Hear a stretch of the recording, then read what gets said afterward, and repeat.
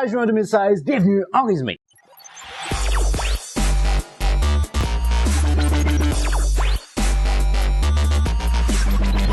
Bonjour à vous communauté, mon nom est Yves Lanty et bienvenue en résumé l'actualité avec une pointe d'humour et d'humanisme. Alors communauté, vous allez probablement être d'accord avec moi si je dis que la semaine dernière n'a pas été une semaine, disons, très positive au niveau de l'actualité internationale. Donc ça a été des images qui ont été, ma foi, tous plus troublantes les unes que les autres. D'abord, je tiens à parler de la jeune chanteuse Christina Grimmie qui, elle, a été tuée après un concert qu'elle avait donné en Floride. Alors, en gros, ce qui est arrivé, c'est qu'elle avait donné un concert et des suites de quoi elle a fait une séance d'autographe à l'extérieur. Et c'est au moment de cette séance d'autographe-là et de rencontre avec ses fans qu'un de ses fans a dégainé une arme et qu'il l'a tué. Selon des témoins sur place, il semblerait que c'était au moment où la jeune chanteuse avait ouvert ses bras pour enlacer le gars qui deviendrait éventuellement son tueur, que le gars a décidé de dégainer son arme. Et ça, c'est quelque chose qui est encore plus troublant là-dedans parce que c'est au moment où elle voulait donner de l'affection à celui qui allait devenir son tueur qu'elle a décidé de l'agresser comme ça. Par la suite, le jeune homme a essayé de prendre la fuite, il a été rattrapé par le frère de la chanteuse, puis c'est là qu'il s'est suicidé. Semble-t-il que c'était une jeune femme, la jeune chanteuse qui avait été présente entre autres à The Voice, c'était une jeune femme qui était très généreuse de manière générale et surtout très positive. Alors je pense que c'est dommage de voir qu'à un âge aussi bas, donc 22 ans,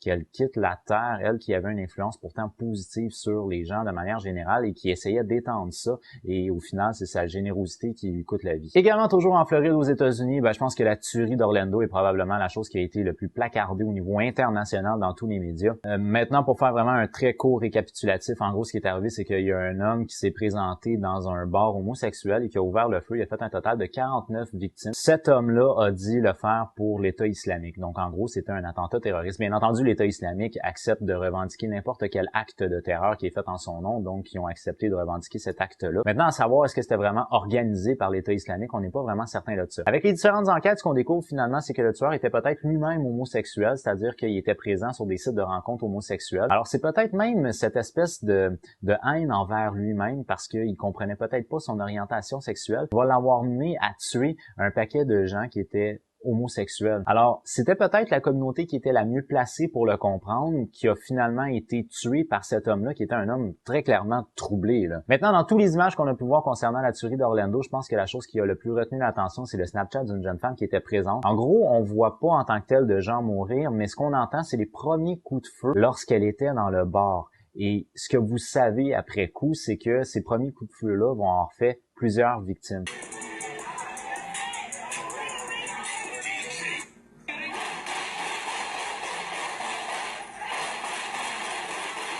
Alors, je pense que c'est une vidéo qui est en soi très touchant à cause de ça, et c'est quelque chose qui a été, selon moi, quand même difficile à voir. Maintenant, en soutien à la communauté homosexuelle, la chanteuse Cœur de Pirate, Béatrice Martin, a décidé de faire une forme de coming out, dans le but, selon elle, de démontrer à sa jeune fille, là, pour l'instant qui est encore très très jeune, mais éventuellement dans le but de démontrer que on devait accepter l'homosexualité et les divergences sexuelles plutôt que d'être radical et de vouloir les exclure de la société. Alors, Béatrice Martin a fait son coming out en disant comme quoi que, étant plus jeune, son premier crush, ou du moins sa première attirance forte sexuelle qu'elle avait eue à l'égard d'une autre personne, c'était à l'égard d'une jeune fille. Et à cette époque-là, elle dit qu'elle comprenait pas vraiment très bien ses propres sentiments et ses propres émotions, mais elle savait qu'elle aimait cette jeune fille-là. Et que la mère de cette jeune fille-là avait appelé la mère de Béatrice Martin pour lui dire de lâcher sa fille parce que c'était déplacer ce qu'elle faisait, donc de faire des avances à une autre fille. Alors en gros, Béatrice Martin, ce qu'elle tente de faire, c'est vraiment un message, disons, d'inclusion plutôt que d'exclusion, et elle espère que ça va avoir une répercussion sur sa propre fille. Alors franchement, chapeau à la chanteuse parce que je pense que c'est un très beau geste dans des moments qui sont des moments turbulents pour la communauté homosexuelle. Également, la semaine dernière, dans l'actualité internationale, un autre geste qui a été revendiqué par l'État islamique, c'est le double meurtre de Laroussi Abdallah. Donc c'est un jeune homme qui a décidé de se présenter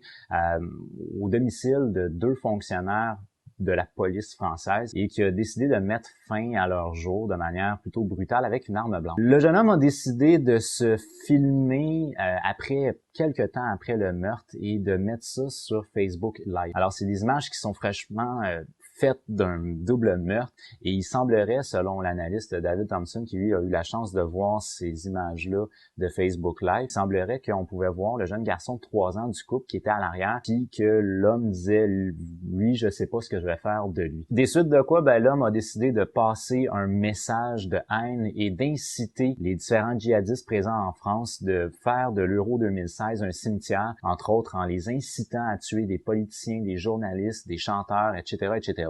Attaquer les journalistes, en particulier Gilles Kepel. Je vous appelle à cibler aussi les rappeurs. Et je pense que c'est important que à chaque message de haine qui est propagé sur les réseaux sociaux, qu'on partage des messages d'amour. Sur sa communauté, peut-être la seule chose que j'ai trouvé très positive que j'ai vue dans l'actualité internationale, c'est des images qui ont été faites par un photographe professionnel d'un jeune couple qui s'est marié à Homs en Syrie, donc la Syrie qui est frappée depuis plusieurs années maintenant par la guerre civile. Et c'est dans des images de destruction vraiment totale des immeubles environnants qu'on peut voir un soldat qui marie une jeune mariée, et on peut voir l'amour dans ces images-là, malgré toute la dévastation qu'il y a autour de eux. Alors pour moi, ça a été des très très belles images à voir, surtout dans des périodes un petit peu plus difficiles, parce que la Syrie est prise non seulement avec la guerre civile, mais en plus avec les différentes revendications de l'État islamique. Alors je pense que c'est des moments vraiment très difficiles pour le pays, et de voir ce genre d'images-là où l'amour réussit à ressortir de la destruction et de la dévastation, I'm a lovers, moi ça me touche. Sur ce, communauté, pour moi, c'est déjà tout. Alors, je vous remercie immensément d'avoir regardé ma vidéo. Si vous l'avez aimé, n'oubliez pas d'y donner un petit j'aime. Si vous l'avez vraiment aimé, bien entendu, vous pouvez la partager. Ça me fait toujours plaisir d'accueillir des nouveaux abonnés. Sur ce, communauté, moi, je vous dis à jeudi prochain. J'ai déjà hâte de vous voir. As always, with love. Bye bye.